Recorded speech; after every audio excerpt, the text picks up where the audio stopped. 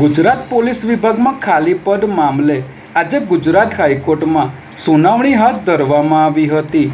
આ દરમિયાન રાજ્ય સરકારે પોતાનો પક્ષ મૂકતા કહ્યું હતું કે પીએસઆઈ માટે ચાલી રહેલી ભરતી પ્રક્રિયાનું ફાઇનલ સિલેક્શન લિસ્ટ ઓક્ટોબર-નવેમ્બર સુધીમાં જાહેર કરાશે।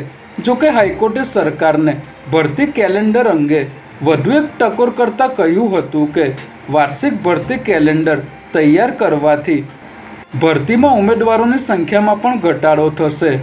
આ મામલે હવે વધુ સુનાવણી 10 ઓક્ટોબરે હાથ ધરવામાં આવશે।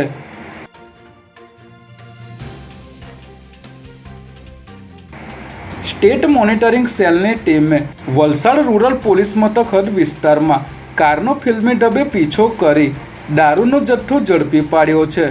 જેમાં સ્ટેટ મોનિટરિંગ સેલની ટીમે બાતમીના આધારે વલસાડ ખેરગામ રોડ પર નાકાબંધી ગોઠવી હતી, પરંતુ નાકાબંધી જોઈને વિદેશી દારૂના જથ્થા સાથે કાર ચાલક કાર લઈને ભાગી ગયો હતો। ત્યારે સ્ટેટ મોનિટરિંગ સેલની ટીમે કોચવાડા નજીક ફિલ્મી ઢબે પીછો કરીને કારને અટકાવી હતી। જે બાદ તપાસ કરતા કારમાંથી વિદેશી દારૂની 2456 બોટલ મળી આવી હતી। જ્યારે પોલીસે 2 બુટલેગરોને પણ ઝડપી લઈ દારૂ ભરાવનાર અને મંગાવનાર સહિત 8 લોકોને વોન્ટેડ જાહેર કર્યા છે।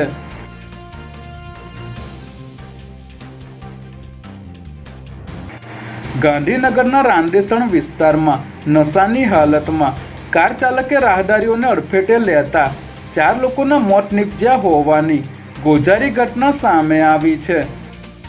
રાંદેસણના ભાઈજીપુરાથી સિટી પલ્સવાળા સર્વિસ રોડ પર નશાની હાલતમાં ટાટા સફારી કારના બેદરકાર ચાલકે રાહદારી અને વાહન ચાલકોને એક બાદ એક અડફેટે લીધા હતા।